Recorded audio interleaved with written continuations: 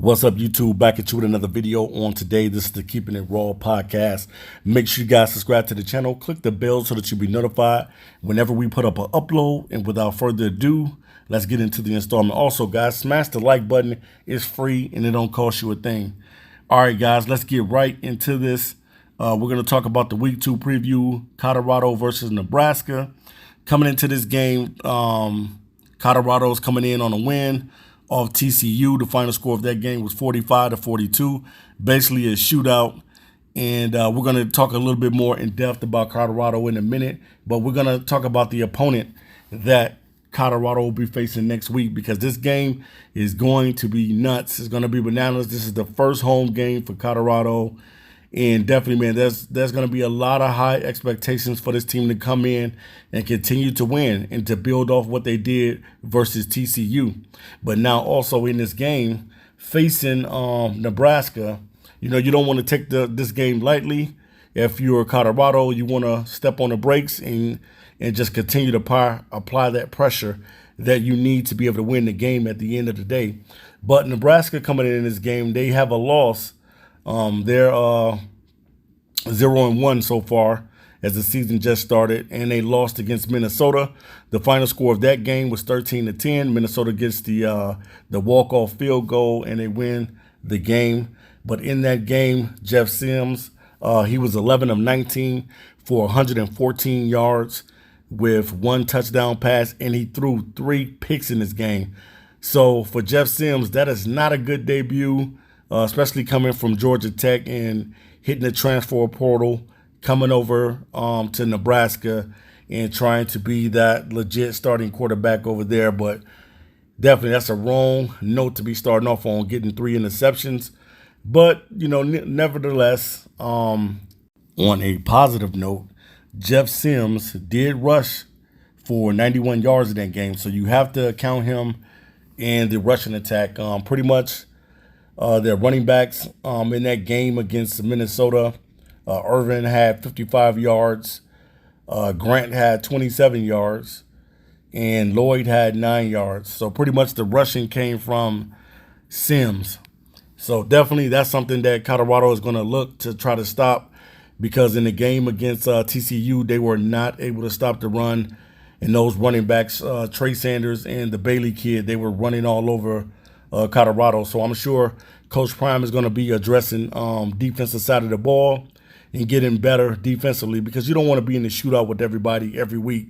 You want to have a defense that can make the stops at the right time, but you also want a defense that's legit, man. You don't want to have a defense that's just giving up big plays all the time. And, it's going to happen. Every now and then, a quarterback is going to take off, get 25 yards, 30 yards, whatever. It's going to happen, every now and then. Or he may sneak in and get a quarterback keeper and take it in from 20 yards out.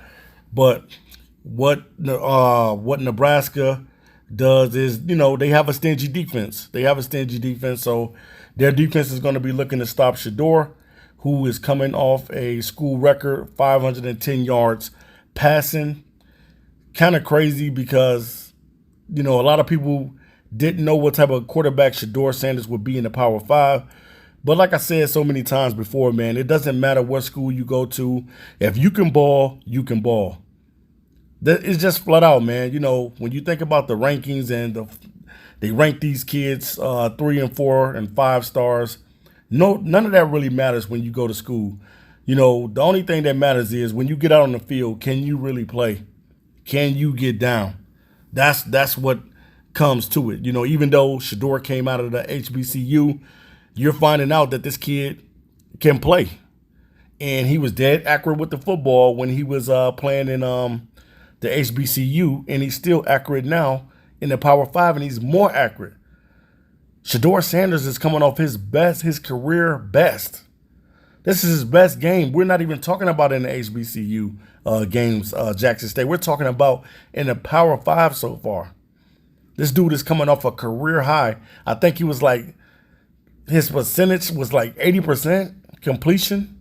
That's nuts. With 4 touchdowns. The only knock that I had against Shedeur in the game against TCU is that he wouldn't take off running. That was the only thing. He stayed in that pocket so long, and he was taking sacks that he didn't have to take. Other than that, man, Shedeur played phenomenal football. He was slinging the ball to everybody. Colorado had 4 receivers breaking a school record, over 100 yards. That doesn't happen, man, that often. He was getting the ball to everybody.